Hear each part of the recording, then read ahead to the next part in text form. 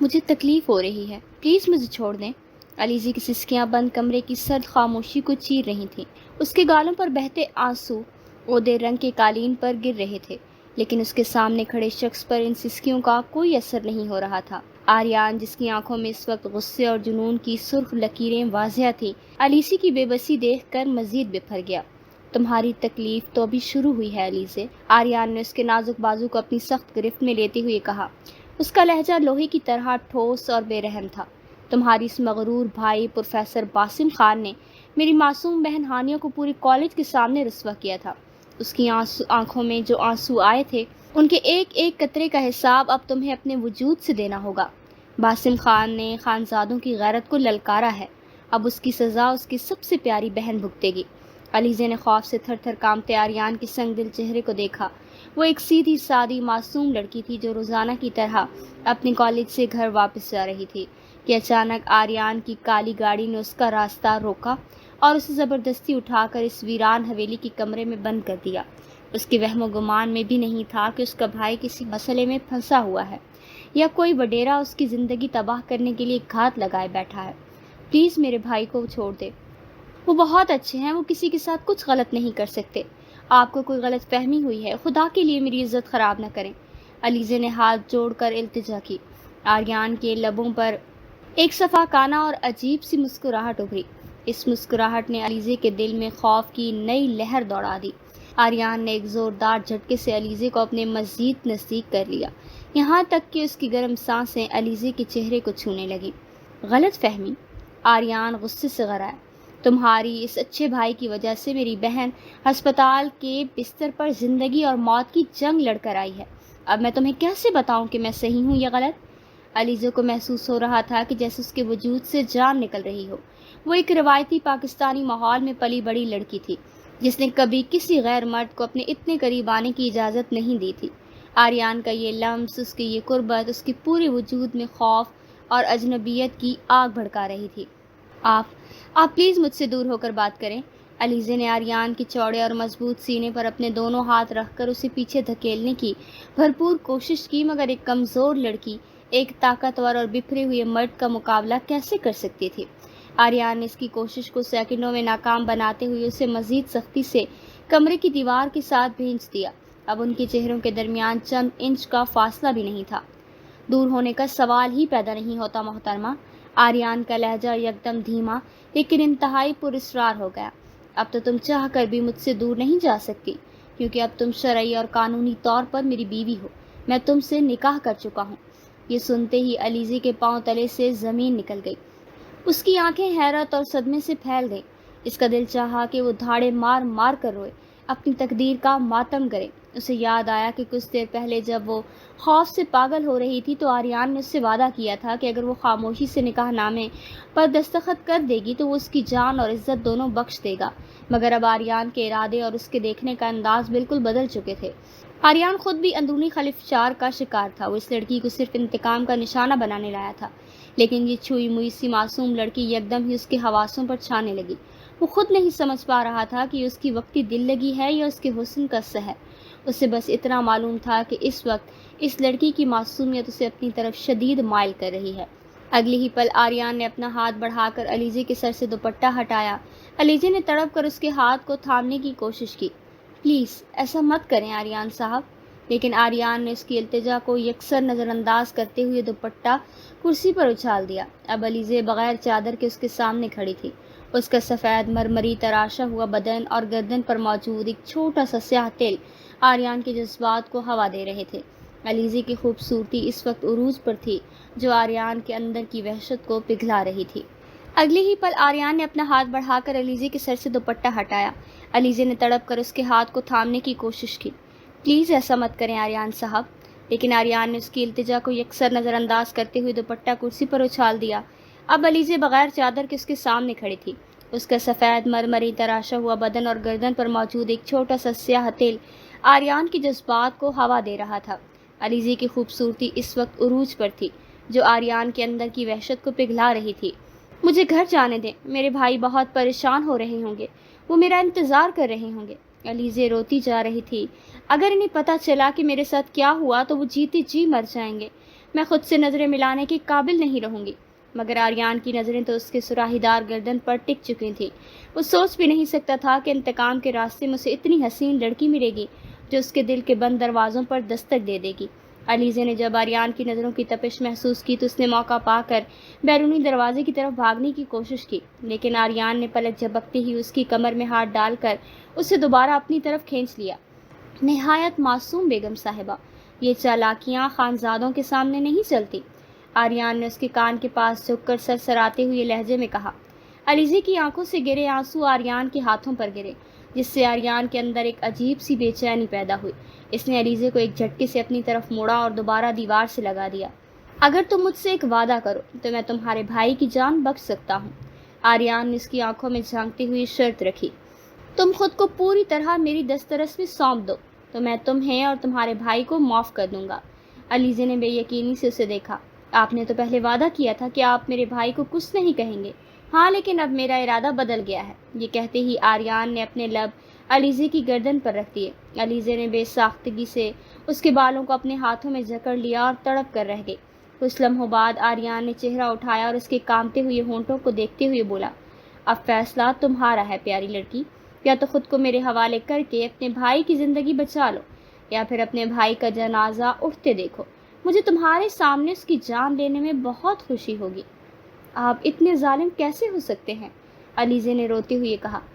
پہلے آپ نے مجھ پر الزامات لگائے، پھر زبردستی نکاح کیا، اور اب آپ میرا سب کچھ مانگ رہے ہیں۔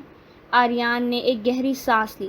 اس میں قصور تمہارے بھائی کا ہے، نہ وہ میری بہن کو تکلیف پہنچاتا، نہ آج تم یہاں ہوتی۔ میں اپنی بہن کے لیے کسی کی جان بھی لے سکتا ہوں اور مجھے کوئی افسوس نہیں ہوگا۔ اب اچھے بچوں کی طرح خاموش ہو جاؤ۔ علیزے کی خاموشی کو اپنی رضامندی سمجھتے ہوئے آریان دوبارہ اس کے ہونٹوں کی طرف جھکا۔ علیزے کے وجود کو ایک زوردار جھٹکا لگا۔ آریان نے حیرت سے اپنا چہرہ دور کیا کیونکہ علیزے کی سانسیں یکدم پھولنے لگی، حالانکہ ابھی صرف چند سیکنڈ ہی گزرے تھے۔ کیا آج سے پہلے کوئی مرد تمہارے اتنے قریب نہیں آیا؟ آریان کے لہجے میں حیرت کے ساتھ ساتھ ایک عجیب سا اشتیاق تھا۔ علیزے نے غصے اور شرم سے نفی میں سر ہلا دیا۔ کسی کی اتنی ہمت نہیں تھی کہ وہ مجھے ہاتھ بھی لگا سکتا، لیکن میری ہمت ہے، آریان نے فاتحانہ انداز میں کہا اور دوبارہ اس کے ہونٹوں پر جھک گیا۔ اس بار اس کے لمس میں اتنی شدت اور تپش پہلے سے کئی زیادہ تھی۔ علیزے کے لیے اب اپنی ٹانگوں پر کھڑا رہنا مشکل ہو رہا تھا۔ اس کا ذہن اب ایک طرف اپنے بھائی کی طرف جا رہا تھا اور دوسری طرف آریان کا یہ شدید لمس اسے پگھلا رہا تھا۔ جی بھر کے اس کا قرب حاصل کرنے کے بعد آریان نے علیزے کو دونوں بازوؤں سے اٹھایا اور اسے ایک بار پھر دیوار کے سہارے اپنے وجود کے ساتھ جکڑ لیا۔ یہ آپ کیا کر رہے ہیں؟ علیزے نے سہمے ہوئے لہجے میں پوچھا۔ یہ میرا پیار کرنے کا انداز ہے، آریان نے اس کی معصومیت پر مسکراتے ہوئے کہا۔ وہ دشمن کی بہن سے بدلہ لینے آیا تھا، لیکن پہلی ہی نظر میں اس کا دل علیزے کی معصومیت کا قیدی بن چکا تھا۔ کیا آپ سب لڑکیوں سے اسی طرح پیار کرتے ہیں؟ علیزے کے اس انتہائی معصومانہ سوال پر آریان اپنی گردن پیچھے کی طرف گرا کر کھلکھلا کر ہنس پڑا۔ نہیں، یہ خاص عنایت صرف اور صرف تمہارے لیے ہے میری جان، آریان نے اس کے گال کو چھوتے ہوئے کہا۔ علیزے نے بے چینی محسوس کرتے ہوئے اپنے وجود کو آریان کے ساتھ سمیٹ لیا۔ اس کے دل کی دھڑکنیں اب آریان کی دسترس میں تھیں، جنہیں وہ بے دردی سے مسل رہا تھا۔ جب وہ علیزے کو نیچے اتارنے لگا تو علیزے نے اس کے کندھوں پر سر ٹکا دیا جیسے وہ گرنے والی ہو۔ یہ تو بہت مشکل کام ہے، اس نے دھیمی آواز میں کہا۔ آریان کے چہرے پر مسکراہٹ گہری ہو گئی۔ یا تو تم واقعی بہت معصوم ہو یا پھر بہت اچھی ایکٹنگ کرتی ہو۔ کیا میں اب یہاں سے جا سکتی ہوں؟ علیزے نے پوچھا۔ اتنی جلدی کیا ہے؟ ابھی تو میں نے کچھ کیا ہی نہیں، آریان نے شرارت سے کہا۔ لیکن آپ نے تو مجھے کس تو کر لیا نا، اب تو مجھے جانے دیں۔ علیزے ششوپن میں تھی۔ آریان کو لگا کہ وہ صدمے میں چلا جائے گا۔ آج کے دور میں کوئی لڑکی اتنی معصوم کیسے ہو سکتی ہے؟ تمہاری عمر کیا ہے علیزے؟ میں اس ہفتے 18 سال کی ہو جاؤں گی، علیزے نے چہکتے ہوئے جواب دیا۔ بھائی نے کہا تھا کہ وہ اس بار میری برتھ ڈے بہت دھوم دھام سے منائیں گے اور میری ساری سہیلیوں کو بلائیں گے۔ آریان نے اس کی چمکتی آنکھوں میں ڈوبتا ہوا محسوس کر رہا تھا۔ کیا تم مجھے اپنی برتھ ڈے پر بلاؤ گی؟ علیزے نے فوراً نفی میں سر ہلایا۔ ہرگز نہیں، میں اپنی پارٹی خراب نہیں کرنا چاہتی، اب پلیز مجھے نیچے اتارے، مجھے بہت بے چینی ہو رہی ہے۔ آریان نے شرارت سے پوچھا۔ میں پوچھ سکتا ہوں کہ یہ بے چینی کہاں ہو رہی ہے؟ اور یہ کہتے ہی اس نے علیزے کے وجود کے نازک حصے پر اپنا ہاتھ رکھا، جس سے علیزے کی آنکھیں خود بخود بند ہو گئیں اور اس کے منہ سے ایک بے اختیار سسکی نکلی۔ پلیز ایسا مت کریں، علیزے نے منت کی، مگر آریان نے اس کی بے چینی کو مزید بڑھا دیا۔ کچھ دیر بعد جب اس نے علیزے کو نیچے اتارا تو وہ ٹھیک سے کھڑی بھی نہیں ہو پا رہی تھی۔ کیا تمہارا بھائی تمہیں کچھ کھلاتا پلاتا نہیں ہے؟ اتنی کمزور ہو؟ آریان نے گہری نظر ڈالتے ہوئے کہا۔ علیزے نے غصے سے اسے گھورا۔ میرے بھائی کو کچھ نہ کہیں، آپ اپنی حرکتیں دیکھیں، میں تو اس کے علاوہ بھی بہت کچھ کرنا چاہتا ہوں۔ آریان نے اسے بیڈ کی طرف دھکیلتے ہوئے کہا۔ بات کس پر ختم ہو گئی تھی؟ اب مجھے گھر جانے دیں، علیزے نے پیچھے ہٹتے ہوئے کہا۔ آریان نے اسے اٹھا کر اپنی گود میں بٹھا لیا۔ میری جان، صرف کس کرنے سے کچھ نہیں ہوتا۔ کیا تمہاری سہیلیوں نے تمہیں نہیں بتایا کہ بچہ پیدا کرنے کے لیے ایک الگ پروسیجر ہوتا ہے؟ علیزے کی آنکھیں حیرت سے پتھرا گئی۔ کیا آپ مجھ سے اپنا بچہ پیدا کروانا چاہتے ہیں؟ اس نے باقاعدہ چیختی ہوئی پوچھا۔ ہاں تو اور کیا؟ آریان نے اس سے بیڈ پر لٹاتے ہوئے کہا۔ میں چاہتا ہوں کہ تم میرے وارث کو اس دنیا میں لاؤ۔ وہ مکمل طور پر اس پر مسلط ہو گیا اور اس کی دھڑکنوں کو گرفت میں لے لیا۔ مجھے بچہ پیدا نہیں کرنا، وہ بہت درد والا کام ہوتا ہے، مجھے پتا ہے۔ علیزے نے روتی ہوئی آنکھیں بند کر لیں۔ آریان نے اس کے کان کے پاس جھک کر ہلکا سا دانتوں سے دبایا۔ اچھا؟ آریان نے اس کے کان کے پاس جھک کر ہلکا سا دانتوں سے دبایا۔ اچھا، تو اس کا مطلب ہے تمہیں پروسیجر کا پتہ ہے۔ چلو میں تمہیں ایک شرط پر چھوڑ دوں گا، پہلے مجھے ڈیٹیل میں بتاؤ کہ بچہ کیسے پیدا ہوتا ہے۔ علیزے شرم سے پانی پانی ہو رہی تھی۔ ایک طرف خوف تھا اور دوسری طرف اس شخص کی قربت کا ایسا نشہ جو اس کے دماغ پر حاوی ہو رہا تھا۔ علیزے نے روتے ہوئے اپنے بازو آریان کی گردن کے گرد لپٹا لیے۔ اس بار آریان کے لمس میں وحشت نہیں بلکہ ایک عجیب سی اپنائیت تھی جس میں علیزے ڈوبتی چلی جا رہی تھی۔ ابھی آریان اس کے وجود کی گہرائیوں میں اترنے ہی والا تھا کہ اچانک اس کا موبائل بج اٹھا۔ آریان نے انتہائی ناگوار اٹھایا، لیکن دوسری طرف سے ملنے والی خبر نے اس کے پیر تلے سے زمین نکال دی۔ ساتوں آسمان جیسے اس کے سر پر آ گرے ہوں۔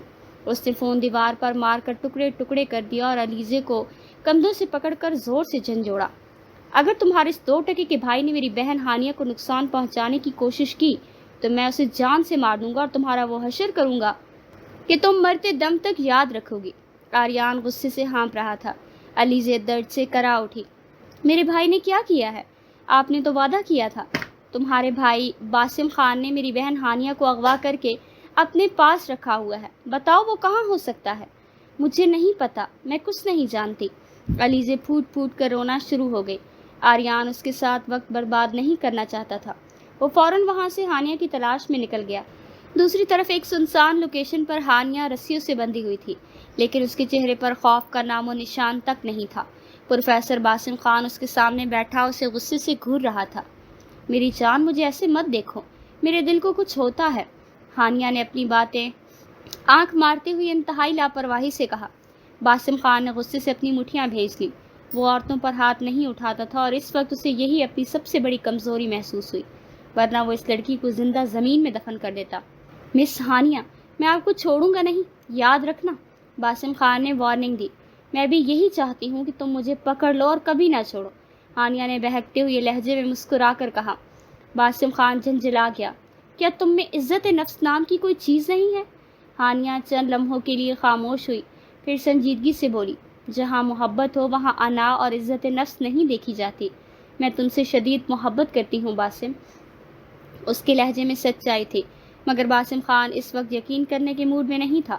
وہ جانتا تھا کہ ہانیہ ایک بڑے وڈیرے کی بہن ہے اور وہ ایک معمولی پروفیسر اور ان کا کوئی جوڑ بھی نہیں۔ ہانیہ نے ہی اسے گھنٹہ پہلے بتایا تھا کہ اس کے لالا آریان نے باسم کی بہن علیزے کو اٹھوا لیا ہے، جس کے بعد باسم خان نے بھی بدلہ لینے کے لیے ہانیہ کو اغوا کر لیا تھا۔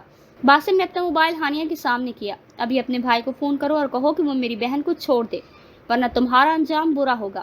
ہانیہ نے مسکرا کر فون لیا۔ جیسے ہی آریان نے فون اٹھایا، اس کی گھبرائی ہوئی آواز آئی۔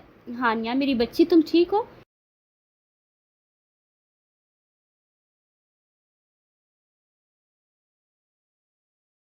اس ذلیل انسان نے تمہیں ہاتھ تو نہیں لگایا؟ ہانیہ چہک کر بولی۔ فکر مت کریں لالا، میں بالکل ٹھیک ہوں اور یہاں بڑے مزے میں ہوں۔ باسم خان نے فوراً فون چھین لیا۔ وہ حیران تھا کہ یہ لڑکی اس سے ڈر کیوں نہیں رہی۔ تمہیں مجھ سے خوف نہیں آتا؟ ہانیہ نے نفی میں سر ہلایا۔ صرف تم ہی تو وہ شخص ہو جس کے پاس میں خود کو سب سے زیادہ محفوظ محسوس کرتی ہوں۔ جب میں چھوٹی تھی تو میری امی کا انتقال ہو گیا تھا، بابا نے دوسری شادی کر لی اور امریکہ شفٹ ہو گئے۔ مجھے صرف بھائی کا پیار ملا۔ ہمارے خاندان کے مرد بہت ظالم ہیں، بھائی کے بعد تم پہلے مرد ہو جس پر میرا دل آیا ہے، لیکن تم نے بھی مجھے تکلیف پہنچائی، وہ بھی اپنی بہن کی وجہ سے۔ باسم خان نے اپنے لب بھیج لیے۔ تم یہاں سے تب تک نہیں جا سکتی جب تک میری بہن واپس نہیں آتی۔ مجھے کوئی مسئلہ نہیں، میں تو ساری زندگی یہاں گزارنے کو تیار ہوں، بس کھانے پینے کو دیتے رہنا، کیونکہ مجھے جوانی میں مرنے کا کوئی شوق نہیں۔ اور ہاں، میں نے خود سے وعدہ کیا ہے کہ میں اس دنیا سے تب تک نہیں جاؤں گی جب تک تمہارے 12 یا 13 بچے پیدا نہ کروں۔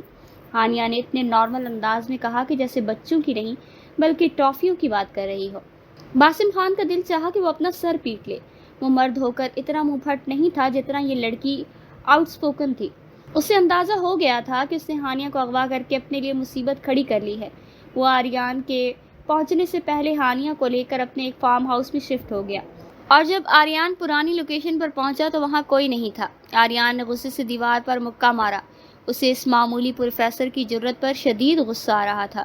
فارم ہاؤس پہنچ کر باسم خان نے ہانیہ کے ہاتھ پاؤں کھول دیا اور وہ اطمینان سے صوفے پر بیٹھ کر سب کھانے لگی اور باسم کو دیکھنے لگی۔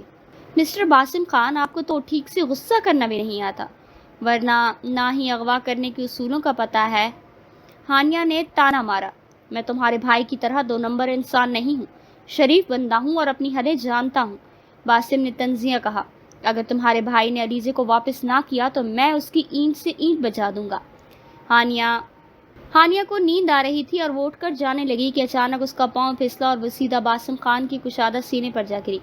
باسم خان اس کے جسم کی نرمی کو محسوس کر کے 1 سیکنڈ کے لیے ہڑبڑا گیا، لیکن فوراً خود کو سنبھالا۔ ہانیہ نے اٹھنے کی کوشش کی لیکن بوکھلاہٹ سے دوبارہ اس کے اوپر گری، اور اس بار اس کا نازک حصہ باسم کے سخت حصے سے ٹکرایا۔ ہانیہ کے گال شرم سے دہکنے لگے۔ یہ کیا بدتمیزی ہے؟ باسم جھنجھلا گیا۔ I am really sorry. Hania فوراً اٹھ کر کھڑی ہو گئی اور اپنی انگلیاں چٹکانے لگی۔ تمہیں نیند آ رہی تھی نا؟ جاؤ جا کر آرام کرو، میرے سر پر کھڑی مت ہو۔ باسم نے اسے کمرے کی طرف بھیجا، لیکن ہانیہ کنفیوز ہو کر لاؤنج کے باہر چلی جانے لگی۔ تو باسم نے اس کا بازو پکڑ کر اپنی طرف کھینچا اور اس بار وہ دونوں زمین پر گر گئے۔ کیا آپ لوگوں کو لڑکیوں کو سنبھالنے کا تجربہ نہیں ہے؟ ہانیہ نے پوچھا۔ باسم نے اسے غصے سے دیکھا۔ میں بے غیرت انسان نہیں ہوں۔ میرے بھائی کو بار بار گالی مت دیں، انہوں نے جو کچھ کیا ہے میری وجہ سے کیا ہے۔ ہانیہ نے کہا، پھر تو مجھے سزا تمہیں دینی چاہیے۔ باسم نے اس کی آنکھوں میں جھانکا۔ آپ جو بھی سزا دیں گے منظور ہے، بس محبت سے دیجیے گا۔ ہانیہ نے اپنی انگلی باسم کے ہونٹوں پر رکھی تو باسم نے غصے سے اس کا ہاتھ جھٹک دیا اور اسے کمرے میں بند کر دیا۔ ادھر آدھی رات کو باسم خان کو علیزے کا فون آیا۔ علیزے نے روتے ہوئے بتایا کہ آریان اس سے زبردستی نکاح کر چکا ہے اور اسے اپنی بیوی بنا چکا ہے۔ یہ سنتے ہی پروفیسر باسم خان کا غصے کا پارا ہائی ہو گیا۔ وہ خاندانی غیرت کی آگ میں جل اٹھا۔ وہ فوراً ہانیہ کے کمرے کی طرف گیا اور ایک جھٹکے سے دروازہ کھول دیا۔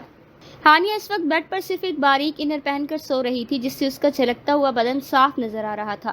باسم خان نے غصے سے اسے کھینچا اور اس کا گلا اپنے ہاتھوں میں دبوس لیا۔ تمہارے بھائی نے میری معصوم بہن سے زبردستی نکاح کر لیا ہے، باسم خان غصے سے چہکا۔ ہانیہ نے لاپرواہی سے اس کے سینے پر ہاتھ پھیرا۔ تو آپ بھی مجھ سے نکاح کر لیں، اس میں کون سی بڑی بات ہے؟ باسم نے اس کا ہاتھ جھٹکا۔ نکاح تو میں تم سے کروں گا، لیکن تمہیں محبت دینے کے لیے نہیں بلکہ سبق سکھانے کے لیے۔ آج کے بعد تمہارا وہ حشر کروں گا کہ تم اپنے پیدا ہونے پر افسوس کرو گی۔ اس آدھی رات کو باسم خان نے اپنے چند دوستوں اور مولویوں کو بلا کر ہانیہ سے زبردستی نکاح کیا۔ جب وہ نکاح کے بعد اسے کمرے میں لایا تو اس کے ارادے بدل چکے تھے۔ اس نے ہانیہ کو زور سے بیڈ پر گرایا اور اس کے وجود پر مسلط ہو گیا۔ ہانیہ کا سارا نشہ حرن ہو گیا۔ وہ باسم کی محبت چاہتی تھی، اس کا غصہ اور وحشت نہیں، لیکن باسم خان اپنی بہن کا بدلہ لینے کے لیے اندھا ہو چکا تھا اور اس نے اس رات ہانیہ کے وجود پر اپنا پورا غصہ اتارا۔ ہانیہ کی وہ رات روتے اور سسکتی ہوئی گزری۔ صبح کی پہلی کرن جب کمرے کی کھڑکی سے چھن کر اندر آئی تو ہانیہ کی آنکھیں آہستہ سے کھلی۔ اس کا پورا وجود شدید درد اور تھکن سے چور تھا اور آنسو گالوں پر سوکھ چکے تھے۔ رات کی وحشت اور عاصم کا وہ بے رحم انداز اس کے ذہن پر کسی ہتھوڑے کی طرح بج رہا تھا۔ وہ لڑکی جو ہمیشہ برانڈڈ کپڑوں، اونچی آواز اور نخروں میں رہتی تھی، آج بکھرے بالوں، اداس آنکھوں کے ساتھ بستر کے ایک کونے میں سمٹی تھی۔ ابھی وہ اپنی حالت کو سنبھالنے کی کوشش کر ہی رہی تھی کہ عاصم خان کمرے میں داخل ہوا اور اس کے چہرے پر رات والے غصے کی جگہ ایک عجیب سی سرد مہری اور سختی تھی۔ اس طرح بیٹھ کر ڈرامے کرنے کی ضرورت نہیں ہے۔ عاصم کی کڑکدار آواز کمرے میں گونجی۔ اٹھو اور جا کر میرے لیے ناشتہ بناؤ۔ ہانیہ نے سر اٹھا کر اسے دیکھا۔ اس کی انا کو شدید ٹھیس پہنچی۔ میں تمہاری ملازمہ نہیں ہوں عاصم خان جو مجھے اس طرح حکم دے رہے ہو، تم میری بیوی ہو۔ عاصم اس کے قریب آ کر جھکا اور اس کی آنکھوں میں جھانکتے ہوئے بولا، اور ایک مڈل کلاس گھرانے میں بیوی کا فرض ہوتا ہے کہ وہ اپنے شوہر کے آرام کا خیال رکھے۔ تمہارے وڈیرے بھائی نے میری معصوم بہن کو حویلی کی قید میں رکھا ہوا ہے، تو تم یہاں عیش کرنے نہیں آئی؟ شوہر کا بھی فرض ہوتا ہے کہ وہ اپنی بیوی سے نرمی سے پیش آئے، ہانیہ نے روتے ہوئے جواب دیا۔ عاصم کے دل میں ایک پل کے لیے لرزش ہوئی۔ وہ جانتا تھا کہ رات کو جو کچھ بھی ہوا اس میں ہانیہ کی پاک دامنی پر کوئی حرف نہیں تھا۔ وہ بالکل پاک صاف تھی اور عاصم اس بات کا خود گواہ تھا، لیکن اس کا غصہ بھی ٹھنڈا نہیں ہوا تھا۔ مجھے بحث پسند نہیں ہے، اگر ناشتہ بنانا نہیں آتا تو سیکھ لو، کیونکہ اب اسے اس گھر کا سارا کام، صفائی اور کچن تمہیں ہی سنبھالنی ہے۔ مجھے بے ترتیبی بالکل پسند نہیں۔ یہ کہہ کر عاصم مڑا اور باہر کی طرف چل دیا۔ ہانیہ نے روتی ہوئی دیوار سے سر ٹکا لیا۔ میں تمہارے بارے میں بالکل غلط تھی عاصم، تم بھی باقی مردوں جیسے نکلے، وہ اونچی آواز میں چلائی۔ عاصم کے قدم ایک پل کو رکے، لیکن وہ بنا مڑے باہر چلا گیا۔ دوسری طرف خانزادوں کی حویلی میں فضا بالکل مختلف تھی۔ آریان رات بھر کی تگ و دو اور ہانیہ کا سراغ نہ ملنے کے بعد جب صبح حویلی لوٹا تو اس کے چہرے پر تھکن اور جھنجھلاہٹ واضح تھی۔ لاؤنج میں داخل ہوتی ہی اس کی نظر علیزے پر پڑی، جو صوفے پر ڈری سہمی ہوئی بیٹھی تھی۔ اس کی آنکھیں رات بھر جاگنے کی وجہ سے سرخ ہو رہی تھیں اور وہ کسی معصوم پرندے کی طرح سمٹی بیٹھی تھی۔ آریان دھیمے قدموں سے چلتا ہوا اس کے بالکل قریب آ کر کھڑا ہو گیا۔ تمہارا بھائی کہاں ہے؟ میں آخری بار پوچھ رہا ہوں۔ آریان کی آواز میں اب وہ پہلی والی وحشت نہیں تھی، بلکہ ایک عجیب سی بے بسی تھی۔ علیزے نے سہم کر اوپر دیکھا۔ میں سچ کہہ رہی ہوں آریان صاحب، میں نہیں جانتی۔ وہ اکثر فارم ہاؤس اور اپنے دوستوں کے ہاں جاتے ہیں، مجھے کچھ نہیں پتا۔ آریان ایک گہری سانس لے کر علی کے برابر صوفے پر گیا اور اپنا سر پیچھے ٹیک دیا۔ تمہارا بھائی مجھ سے کیا چاہتا ہے؟ وہ بس یہی چاہتے ہوں گے کہ آپ مجھے عزت کے ساتھ ان کے حوالے کر دیں، علیزے نے انتہائی معصومیت اور دھیمے لہجے میں جواب دیا۔ آریان نے چہرہ موڑ کر علیزے کے سراپے کو دیکھا۔ اس کی معصومیت آریان کے اندر اس کے وڈیرے کو مغل کر رہی تھی۔ اس نے اپنا مضبوط ہاتھ علیزے کے گال پر رکھا، جہاں آریان کا لمس محسوس کرتے علیزے نے نظریں جھکا لی۔ اگر ایسا ہے تو ٹھیک ہے، میں تمہیں اس کے حوالے کر دوں گا۔ آریان کا لہجہ اٹل تھا، لیکن یاد رکھنا، کچھ ہی دنوں کے بعد میں پورے بینڈ باجے اور دھوم دھام کے ساتھ تمہیں دوبارہ اپنی دلہن بنا کر اس حویلی میں لاؤں گا، کیونکہ اب تم میری بیوی ہو، پٹاخہ۔ لیکن مجھے آپ سے شادی نہیں کرنی، علیزے نے تیزی سے لقمہ دیا۔ آپ بہت ظالم انسان ہیں، آپ کا غصہ بہت تیز ہے اور مجھے آپ سے شدید ڈر لگتا ہے۔ آریان نے بے ساختہ اس کے معصوم چہرے کو گھورا۔ میں تم سے محبت بھی تو کرنے لگا ہوں علیزے، یہ محبت نہیں ہوتی، علیزے نے اپنی گردن جھکاتے ہوئے کہا۔ یہ صرف ایک اٹریکشن ہے جو آپ کو اس وقت محسوس ہو رہی ہے۔ جو آپ وہ سب کچھ حاصل کر لیں گے جو آپ چاہتے ہیں تو یہ اٹریکشن بھی ختم ہو جائے گی۔ آریان اس مڈل کلاس لڑکی کی اتنی گہری بات پر حیران رہ گیا اور خاموش ہو گیا۔ شام کے وقت آریان اپنے ذرائع سے عاصم خان کا نمبر حاصل کرنے میں کامیاب ہو گیا اور اس نے فوراً کال ملائی۔ دوسری طرف عاصم خان نے جیسے ہی فون اٹھایا، دونوں مردوں کے درمیان سرد جنگ شروع ہو گئی۔ پروفیسر صاحب، تم نے میری بہن کو اٹھا کر بہت بڑی غلطی کی ہے، آریان غصے سے گرجا۔ غلطی کی شروعات تم نے کی تھی آریان خان زادہ، عاصم کا لہجہ بھی لوہے کی طرح سخت تھا۔ تم نے میری بہن سے زبردستی نکاح کیا تو میں نے بھی تمہاری بہن کو اپنی بیوی بنا لیا، اب حساب برابر ہے۔ آریان کے پاؤں تلے سے زمین نکل گئی۔ وہ عاصم کو ایک معمولی پروفیسر سمجھ رہا تھا، لیکن وہ تو اس سے بھی 2 ہاتھ آگے نکلا۔ فون بند کر کے آریان غصے سے تلملاتا ہوا علیزے کے کمرے میں گیا۔ تمہارے بھائی کو کس نے بتایا کہ میں تم سے نکاح کر لیا ہے؟ آریان نے علیزے کا بازو پکڑ کر پوچھا۔ علیزے نے خوف سے تھوک نکلا۔